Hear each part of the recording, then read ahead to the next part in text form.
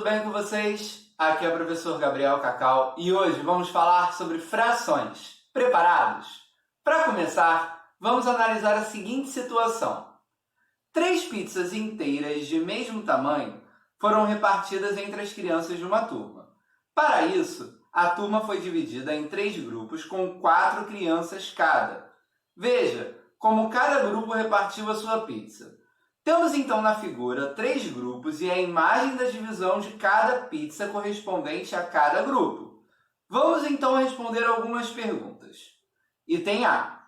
Todos os grupos dividiram na mesma quantidade de pedaços? Observe que em todos os grupos a pizza foi dividida em 4 pedaços. Portanto, a resposta para essa pergunta é sim, todos dividiram na mesma quantidade de pedaços. Item B.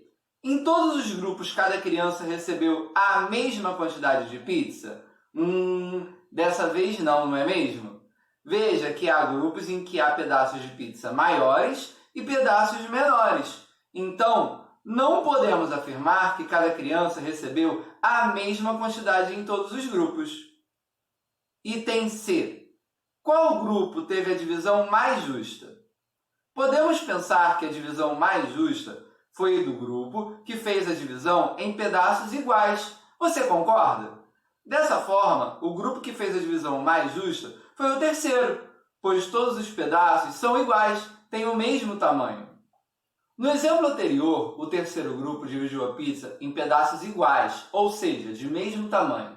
Quando isso ocorre, dizemos que estamos trabalhando com a ideia de fração. Isso mesmo, uma fração nada mais é do que uma divisão em partes, sendo que cada uma dessas partes tem que ter o mesmo tamanho, a mesma quantidade. Vamos ver um outro exemplo. Você conhece esse jogo? Ele se chama Tangram. É um quebra-cabeça chinês e há diversas histórias sobre ele. A que eu acho mais interessante é a seguinte. Um súdito deveria entregar a seu rei um espelho mágico, mas no caminho tropeçou e quebrou o espelho em 7 partes conforme a figura na tela. 2 triângulos grandes, um triângulo médio, 2 triângulos pequenos, um quadrado e um paralelogramo. Ao chegar no palácio, o rei ordenou que juntassem 7 peças na forma de um quadrado, utilizando todas as peças e sem sobreposição. Caso contrário, ele seria julgado à prisão eterna. Vamos nos colocar no lugar do súdito e tentar resolver esse quebra-cabeça. Lembrando que o quadrado é uma figura geométrica que possui os 4 lados de mesma medida e também os 4 ângulos. Vamos lá?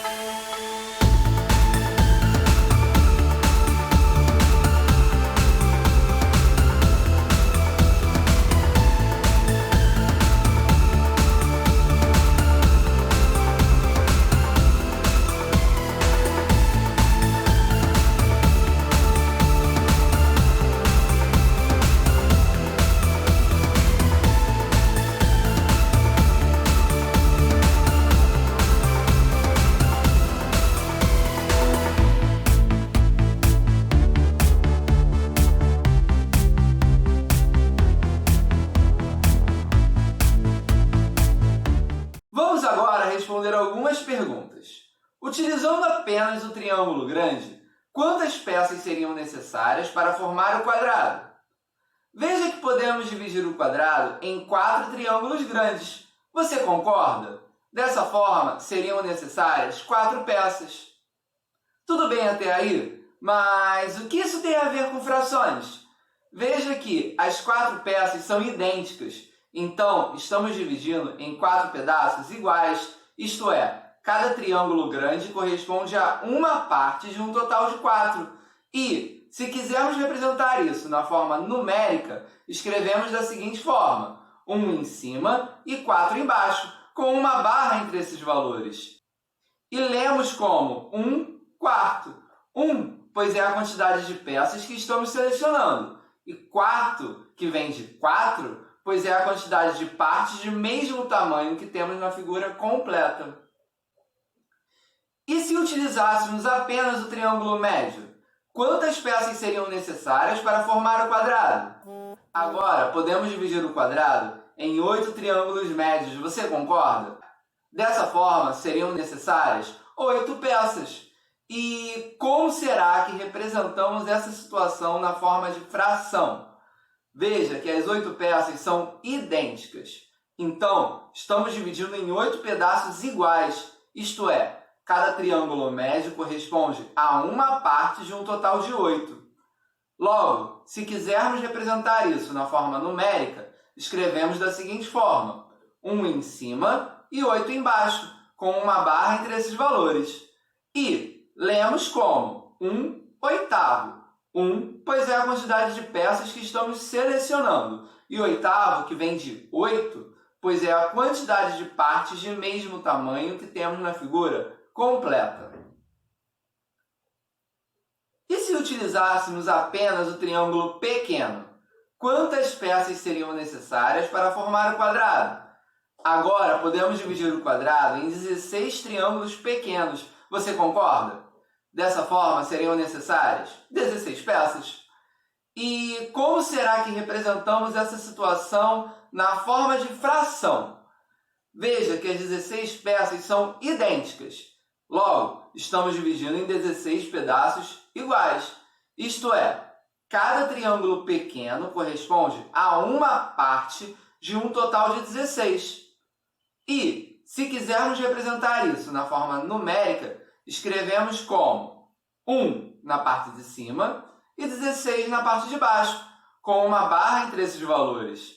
E lemos como 1/16. Isso mesmo, quando a parte de baixo é maior do que 10, lemos o número na forma cardinal e acrescentamos a palavra avos. 1, pois é a quantidade de peças que estamos selecionando, e 16 avos, pois é a quantidade de partes de mesmo tamanho que temos na figura completa.